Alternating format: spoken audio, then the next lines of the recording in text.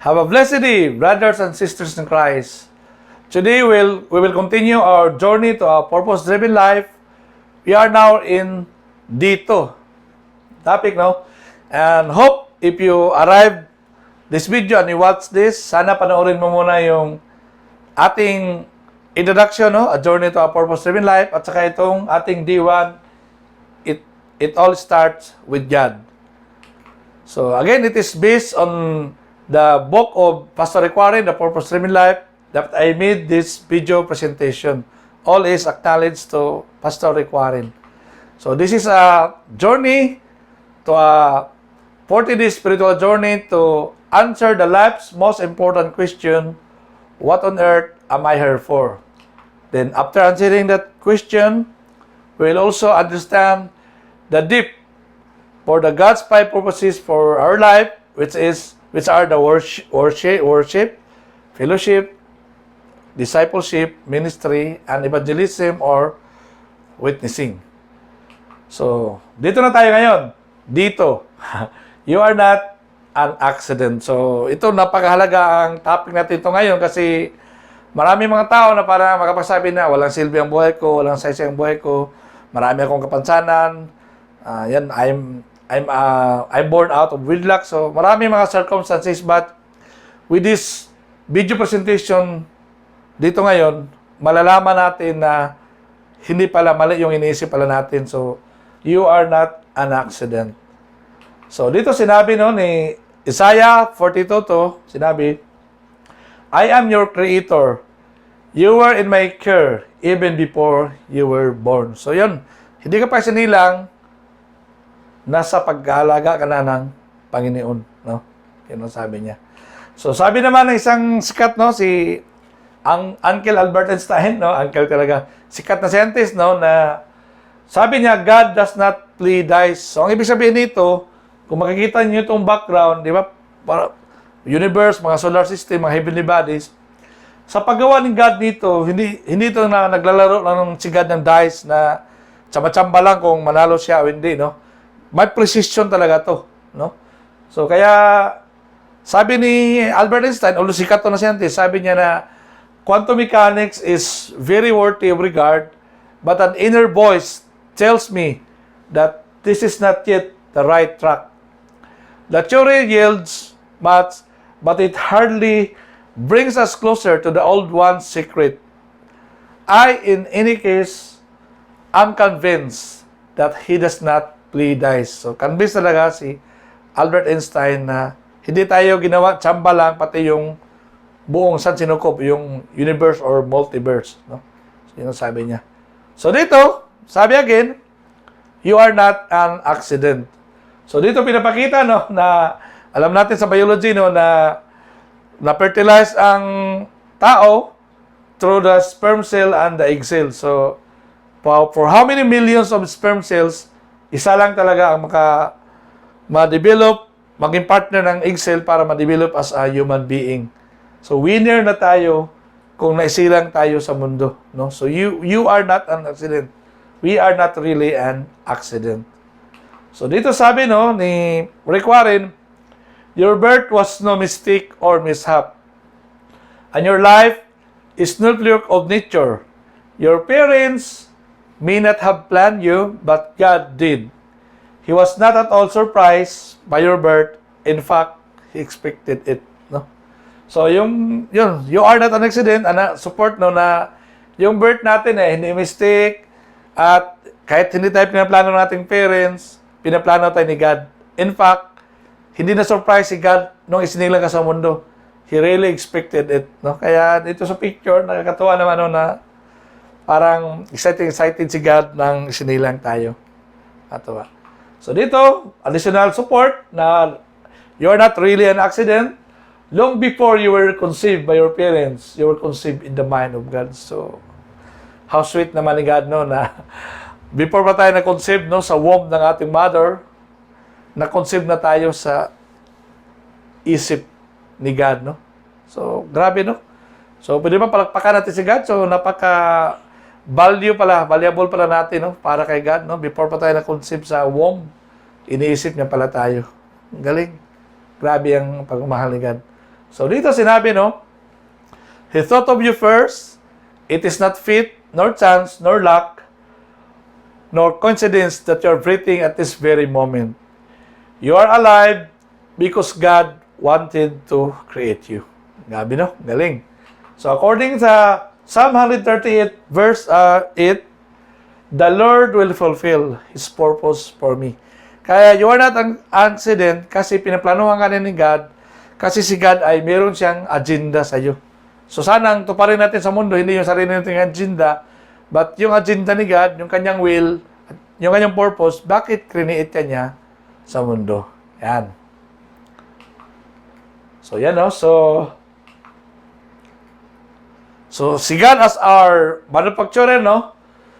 To prove talaga na hindi tayo accident, God prescribed every single detail of your body. So grabe, no? Talagang para siyang nag-create talaga ng isang masterpiece, kasi nga masterpiece tayo ni God eh. Then second, He deliberately chose your race, the color of your skin, your hair, and every other feature. So talagang pati yung anong lahi tayo, color ng ating skin, so itim tayo, puti, kulay ng ating buhok, other feature, kulot ba ang buhok, matangkal ba tayo, lahat ng feature natin, talagang deliberately chose by God. So another, He custom-made your body just the way He wanted it. So, kung ano yung katawan mo, talagang naka-customize yan para mag-fit kung anong purpose ni God para sa iyo dito sa mundo. No? Kung matangkat ka, panda ka, sa ano pa man, may purpose si God para sa iyo. No? Then, He also determined the natural talents you would possess and the uniqueness of your personality. So, lahat ng tao sa mundo, kaya ganyan yung fingerprint natin, unique talaga bawat isa kasi nga meron tayong uniqueness of personality at meron tayong iba-ibang talent. Kaya wag natin sabihin na, ay, ganito lang ako, wala akong purpose sa buhay, wala akong silbi kasi ganito lang ako. So, wag tayong ganyan kasi palungkot naman si God kasi pinag-isipan niya tayo ni God before tayo create. So, wag naman natin i-disappoint si God, no, na kung ano man tayo, kung hindi man tayo kagapuhan or kagandahan, kung ano yung nangyari sa ating pagkatao, sa ating sariling katawan, mahalin natin yan kasi may design yan. Bakit ganyan yan? No? Parang kutsara. So yung kutsara, hindi siya maingit sa tinidor kasi nakadesign siya as kutsara. Yung tinidor naman, nakadesign siya as tinidor, huwag siya maingit sa kutsara. Kasi kanya-kanya niya sila ng purpose. So ikaw, yung purpose mo, saka ako, yung purpose ko, kung magsama tayo, parang kutsara tinidor, di masarap ng kain, may kabuluhan tayong dalawa. So pag gagawin mo yung purpose mo, gagawin ko rin yung purpose mo. Purpose ko, ang saya. Di ba? Maraming impact siya. Diba? So, dito, sinabi na naman. So, ito na yung sinabi ko noon in my previous video na maraming mga verses, no? So, yan, sinabi na Psalm 139:15, the Message and Translation, You know me inside and out. You know every bone in my body. You know exactly how I was made, bit by bit, how I was sculpted from nothing to something. So, grabe, no? Mga Bible support na talagang pinag-isipan talaga tayo ni God. Alam na alam ni God yung detalye ng ating katawan, lahat ng ating pagkatao. Yeah. So, yan. Itong example na pakita ko sa inyo ngayon, itong si Nicholas James Vujicic or Nick Vujicic. So, sa lahat, ito talaga sana siya ang may karapatan na manglimos. Kasi, life without limbs. Life without limits, no? Ito talaga, walang paa, walang kamay. Dapat ito yung namamalimos.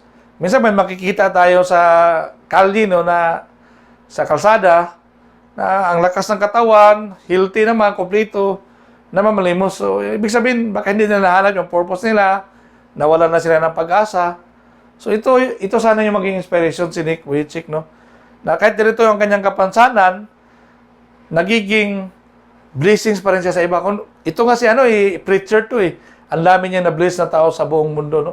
Ang galing, biro mo ganitong klase tao may nagiging blessings pa sa iba. Nahanap pa niya ang kanyang purpose. So, sana tayo ngayon, kung ano man yung status ng buhay natin, sana huwag tayong mawala ng pag-asa. Tingnan natin si Nick Vujicic. Yun, nahanap pa rin niya ang kanyang purpose sa kabila ng kanyang kapansanan. So, sinilang siya na December 4, 1992 in Melbourne, Australia. Meron siyang tinatawag na he is born with tetra amelia syndrome.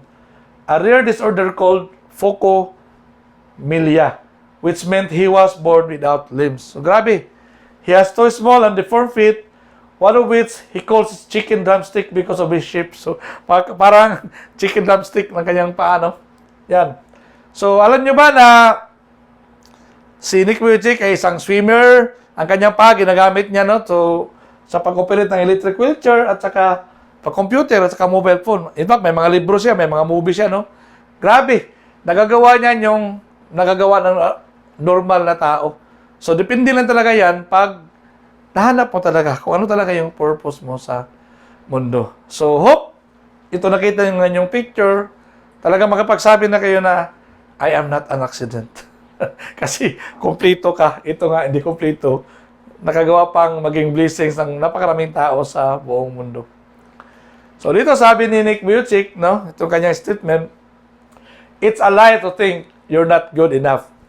It's a lie to think you're not worth anything. So ito talaga galing sa kanya na may kapansanan, no? Talagang mayroon kang value. Your life is worthy. Kaya ka create ni God. Mayroon ka talagang purpose. Kailangan alamin mo lang. Kaya nga nandito tayo ngayon, no? Lalo na ako na I become passionate na gawa ng video presentation yung book ni Rick Warren, no? Na Purpose Driven Life para at least yung mga hindi nagbabasa ng libro, malaman man lang nila itong mga ganito. So magkaroon man lang sila ng hope, no? At saka, yun, malaman nila, hindi sila aksidente, no? Na na-create sila ni God. So dito sinabi, because God made you for a reason, He also decided when you would be born and how long you would live. So wala, nakaprogram na lahat. He planned the days of your life in advance, choosing the exact time of your birth and death. So, nakaprogram niya, kailan ka isisilang, kailan ka mamamatay. But, meron akong isi-share sa inyo na kwento sa Bible, no, na posibleng maging contradict dito. But, anyway, si God naman ang may akda nito, may plano, may program. Pwede ka naman makiusap, lalo na pag ginagawa mo yung purpose mo sa buhay dito sa mundo. So may kwento sa Bible, no? So siguro alam natin ang pinakasikat na king ay si King David sa Israel. But mayroon isang king na nasikat din, si King Hezekiah. So si King Hezekiah ay napakabata pa nito, no, na naging hari at saka ang kanyang ama napakasamang hari. But nung siya naging hari ng Israel, napakabuti ng Israel or Judah, kasi baka nahati na yung Judah pala, napakabuti niyang hari. Lahat ng mga ginawa masama ng kanyang mga previous na mga hari, ginawa niya ng mabuti, no? At saka, itong si King Hezekiah, nagkasakit siya, pinuntahan siya ni Prophet Isaiah na itong sakit mo ngayon, thus is the Lord, ay ikagamatay mo na to. So kaya, nung pagtalikod ni Prophet Isaiah, umiyak si King Hezekiah sa wall na talaga sinabi niya na, God, bakit mo naman lang kukunin ang bata ko pa? Ginagawa ko naman yung purpose mo, ano yung gusto mo, ginawa ko naman yung will mo. Bakit kukunin man ako, God, na dami ko pang gustong gawin sa buhay, mga ganun. So, meron siyang petition na ginawa, no? Hindi ko lang memorize sa Bible. Basahin natin yun. Yung kwento ni King Hezekiah.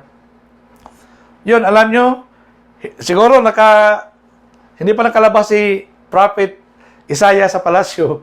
Pinatawag din naman siya ni God, pinabalik siya doon na, sige, hindi ka na mamatay kasi narinig ni God yung iyak mo, dagdagan yung buhay mo ng 15 years. So, ang galing, no?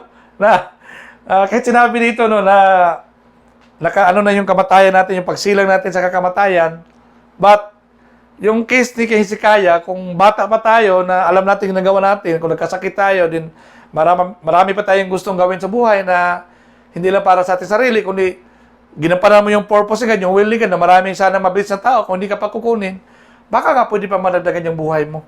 So, wag naman yung iba na kahit machine na lang ang bumubuhay sa ospital, ayaw pa rin pakawala ng mga kamag-anak. Wala nang purpose yun, wala nang silbi yun. So, kaya nga, may sinasabi, no, na ako, ito yung prinsipyo ko sa buhay, no, na hindi ko makalimutan kahit ng bata ko na ang buhay sa mundo ay hindi importante kung nabuhay ka ng mahaba or maikli lang yung panahon mo sa mundo. Ang importante, you do your purpose in life at marami kang mga footprints in the heart of many people na nakahalubilo mo habang nabubuhay ka. Hindi yung pag namatay ka, okay lang yan, buti yan namatay yan kasi walang silbi. Pero kung namatay ka, sayang naman to. Ang dami to nagawa mabuti, na-bless ng mga tao. So, ganun yun. Hindi yung, kahit nag-edad ka lang, si Jesus nga, 33 years old lang. Si Rizal nga, ilang taon lang din.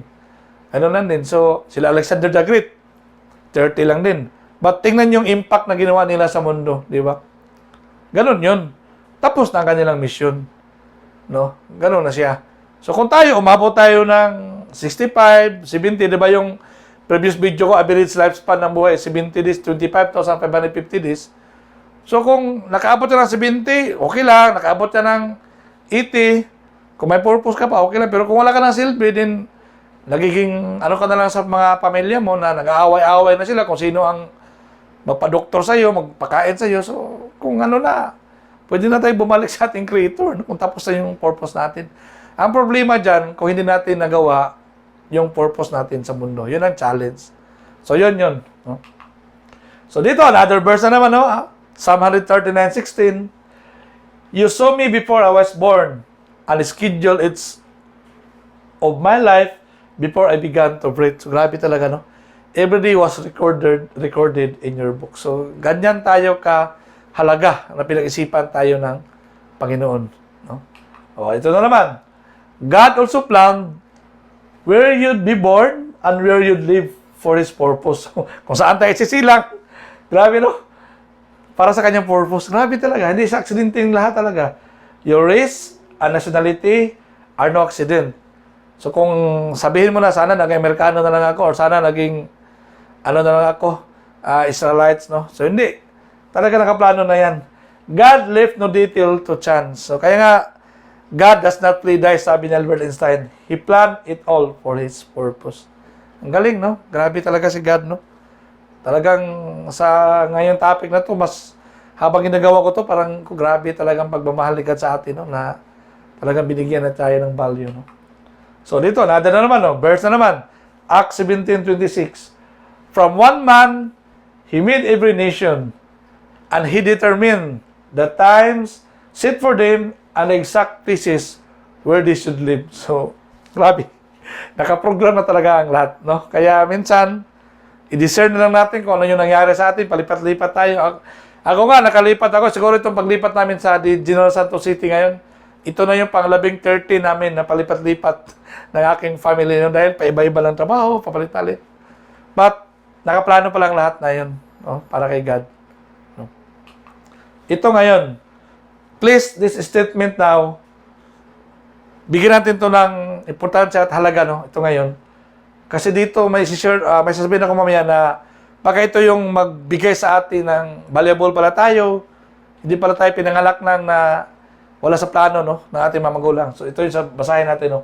So most amazing, God decided how you would be born, no. Pabalik-balik talaga to. Regardless of the circumstances of your birth or who you are, who your parents are, God had a plan in creating you. It doesn't matter whether your parents were good, bad, or indifferent. God knew that those two individuals possess exactly the right genetic makeup to create the custom He had in mind. They had the DNA God wanted to make you. So, grabe ang statement na to. So, ito, sasabihin ko to ngayon, no, na nakaplano pa lahat kay God, ginagamit ng instrumento yung mga magulang mo. Kasi merong iba, baka merong nakikinig ngayon sa video ito, na naisilang siya sa mundo dahil nirape ang kanyang mother.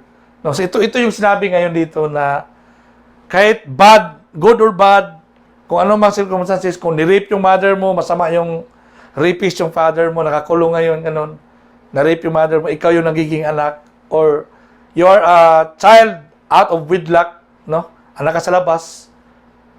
Para kay God nakaplano ang lahat kasi alam ni God, di ba, inisip ka na ni God before ka pa na-conceive sa womb ng yung mother. So, yung customized na ikaw, kung sino ka, ano ka, di ba, nasa mind ka na ni God, alam ni God na yung father and mother mo, sila yung appropriate partner to create the custom you. The customization. Meron silang DNA o genetic makeup para ma-create ka. Kaya kung may mga circumstances na naging anak ka sa labas or naisilang ka na dahil na-rape yung mother mo. So, sana yung mga ganun, wag na naman natin ipa-abort, may abortion na ganun. Kasi nga, nakaplano pala yan kay God, na kay God. So, parang, ang hirap intindihin, ganun, nakaplano para kay God. So, kasi malay mo, yung isnilang na tao, maging presidente ng Pilipinas or naging leader siya ng mga organisasyon. So, meron na pala nakalaan na, di ba, magandang purpose si God para sa kanya. Kailangan lang yung DNA ng rapist na father tsaka yung ni-rape na mother para mabuo ka na matupad yung purpose ng God. So, yun. Huwag nating pangunahan si God na patayin na lang natin yung bata to kasi ni-rape. Ano? So, ito, no, sana itong message na to, kung kaya gusto niyo picturean nyo to. So, napaka-importante yung message na to. No? So, another na naman, sinabi ni Pastor Ricuare, no, na there are illegitimate parents. So, ito na yun, sinabi ko kanina, but I don't believe there are any illegitimate children. So, yun sabi ko. Kung hindi ka man pinagplanuhan, illegitimate yung mga parents mo, but you are not illegitimate kasi anak ka ng Diyos. Pinagplanuhan ka ng Diyos before ka pa na-conceive sa womb na yung mother. So, dito sinabi, many children are unplanned by their parents, but they are not unplanned by God. So, grabe, no? Grabe ang pag-ibig ng Diyos sa atin. So, ngayon, God's purpose, sinabi dito na naman, ito yung sinabi ko kanina. So, God's purpose, talk into account human error and even sin. Yun sabi ko. Kahit nagkamali yung tao, may error, saka may kasalanan na ng rape na ganun, out of wedlock, anak ka sa labas, but yung purpose ni God, mas mangingibabaw talaga yun. Kaya nga, yung senior ko dati ng fingers na ulitin ko ulit, itong 5 fingers na to, para madali yung maintindihan, saan ka dito? Sa 5 fingers ito. Hindi ka number 1, hindi ka malaki, hindi ka pangalawa, nasa pangatlo ka lang. Una is, sa 5 fingers na una, dapat si God, kasi it all starts with God. Then pangalawa, yung purpose mo, mahalaga pa kaysa sa'yo. Ikaw tong pangatlo ka lang. Mas mahalaga, una si God, pangalawa yung purpose, kaya ikaw pangatlo.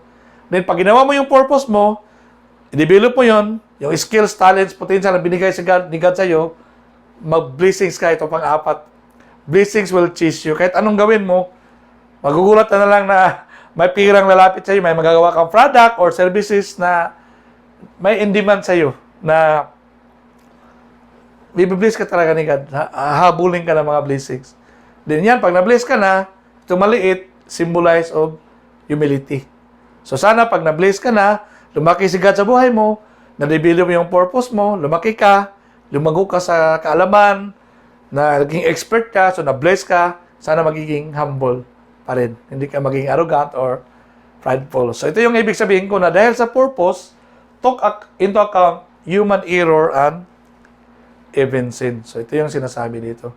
Because God never does anything accidentally and He never makes mistake. And God has a reason for everything. So, another verse na naman, grabe ang supporting sa Bible, no? Sa book ni Pastor Ricuare, no? Ephesians chapter 1, verse 4a, the message, long before, no? Ito grabe, long before He laid down earth foundations, He had us in mind, had settled on us as the focus of His love. So, grabe. Kumbaga, kung may haligi yung earth, hindi pa man nalatag yung foundation na yun, nasa focus ka na ng love ng Panginoon. Grabe.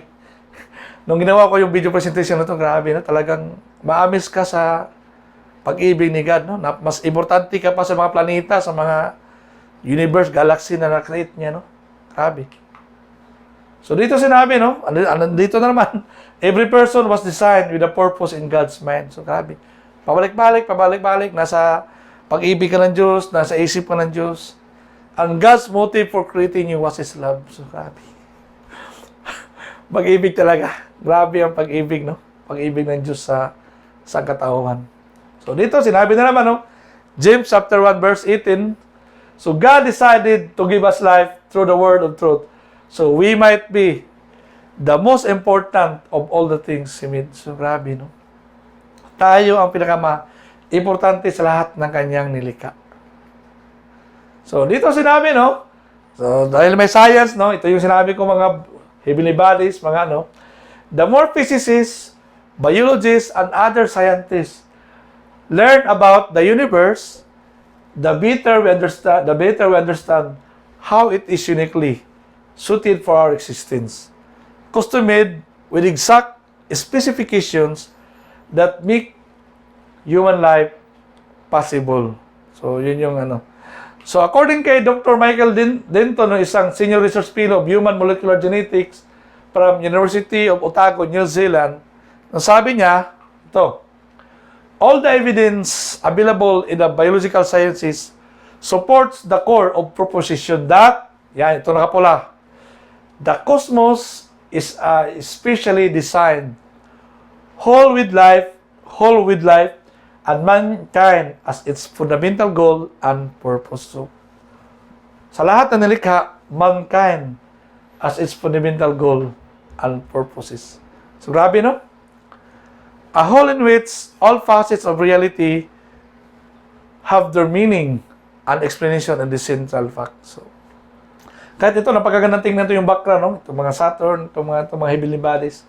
Pero, ikaw pa rin ang ikaw ang pinaka-first love ni God, ikaw yung pinaka-mamahal ni God, ikaw yung nasa isip, puso at isipan ni God. Grabe, no? Grabe. No? So dito na naman, Isaiah 45:18, no?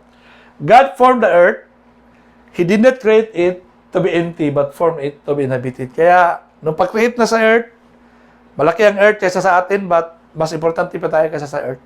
No? Pero huwag naman ibig sabihin na hindi natin ilagaan yung ating earth. Kasi diyan tayo nabubuhay din, no? Sa ating pinagkukuhon ng mga likas na yaman, araw-araw natin ng mga pagkain, physical ang kailangan. Yan. Grabe ang mga ebidensya na pinapakita. So yan. Ano ba to? Ano ba tayo? Grabe ba kasikat tayo? Why did God create us? No? Why are we here? So bakit nandito tayo? Ano ba? Grabe ba kasikat natin? Napakagwapo mo ba? Napakaganda mo na talagang nababaliw si God sa'yo? No? Ayan. So, yan. Hindi ka create ni God kasi pugi ka or maganda na. Nakita niya na magiging pugi ka or maganda din. Create ka niya because God is love. 1 John chapter 4, verse 8. Yan. Hindi sinabi dito na God has love. Sinabi talaga dito, God is love. Kaya, create tayo.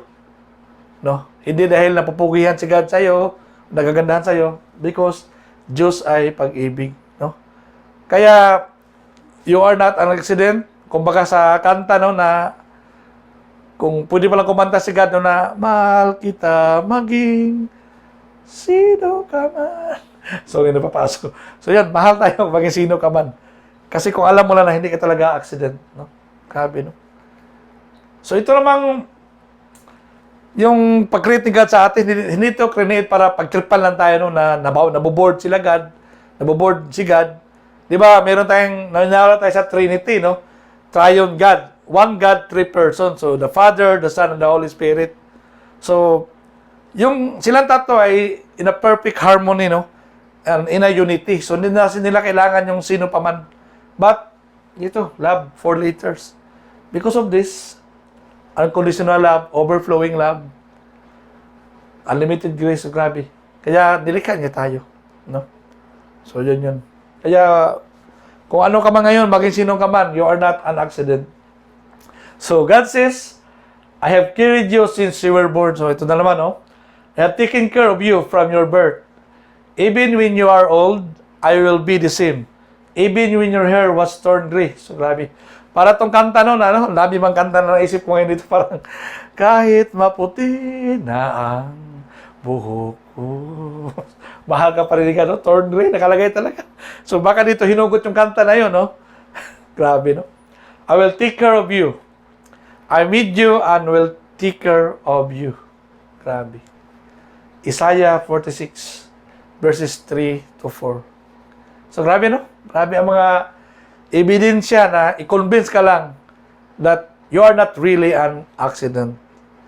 So, dahil naniniwala tayo na may Diyos na nalubika sa atin, hindi tayo Big Bang Theory, no?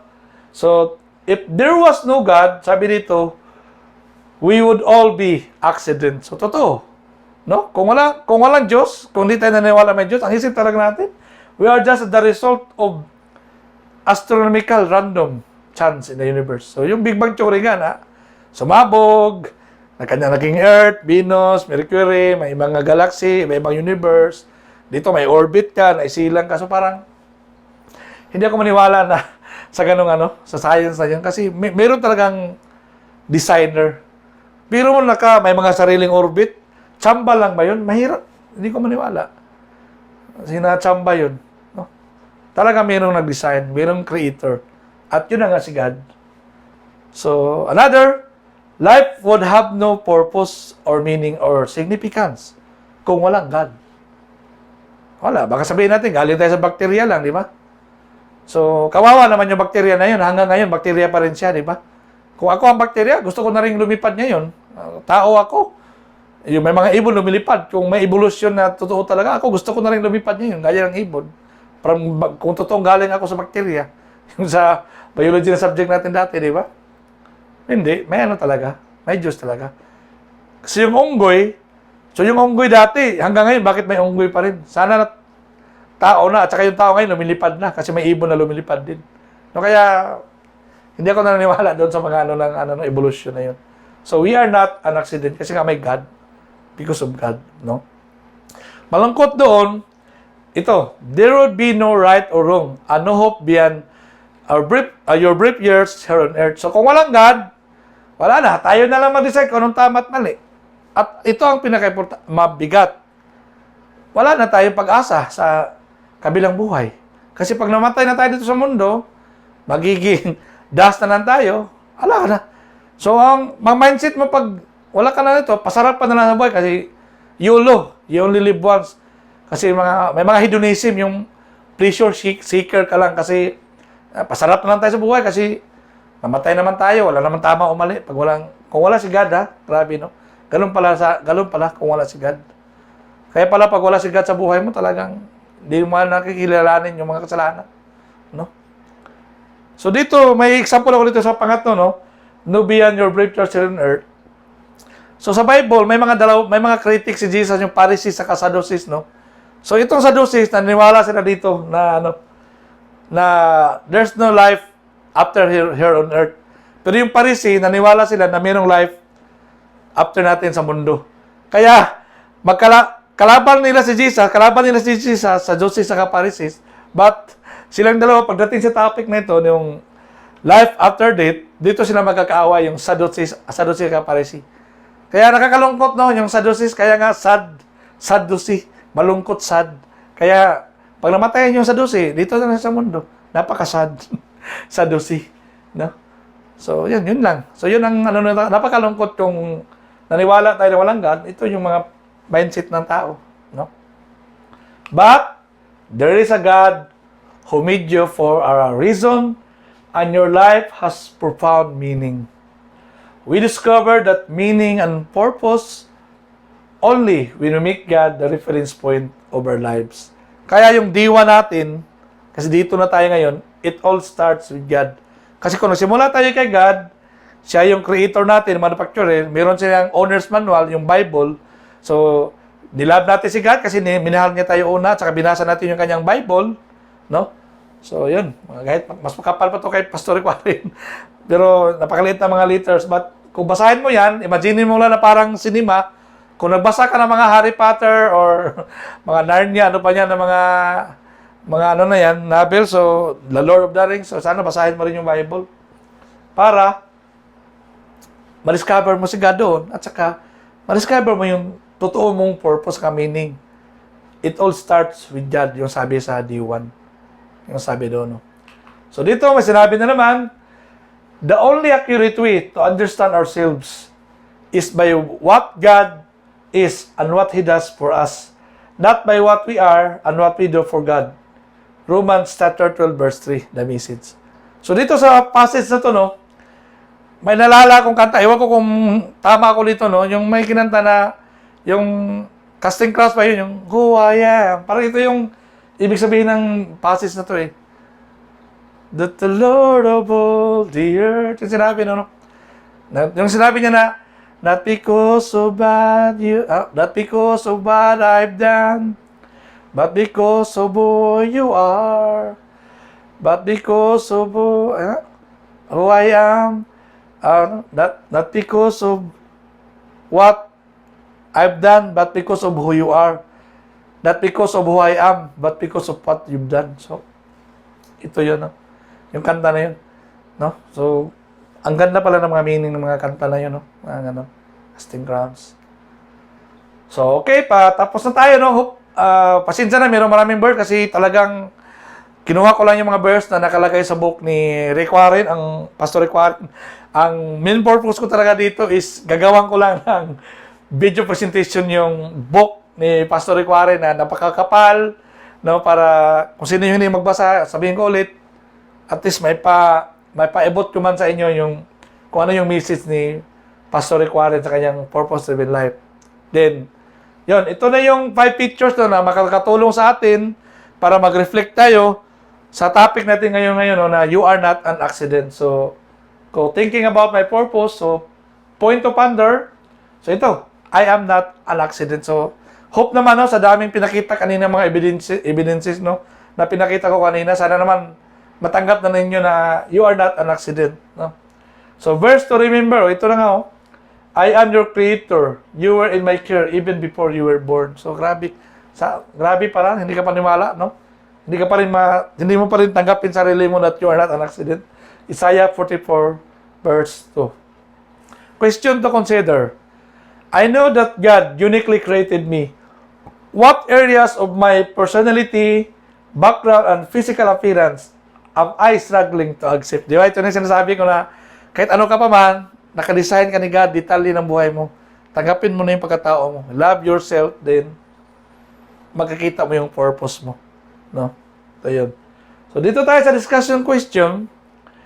What are your realizations that made you convinced? Sana naman, no, sa mga pinakita ko kanina, that made you convinced that you are not an accident and that your life has profound meaning. No? Yan, ang ganda. Then, yung nga, sabi nga sa kanta ni Jimmy Rivera, no, na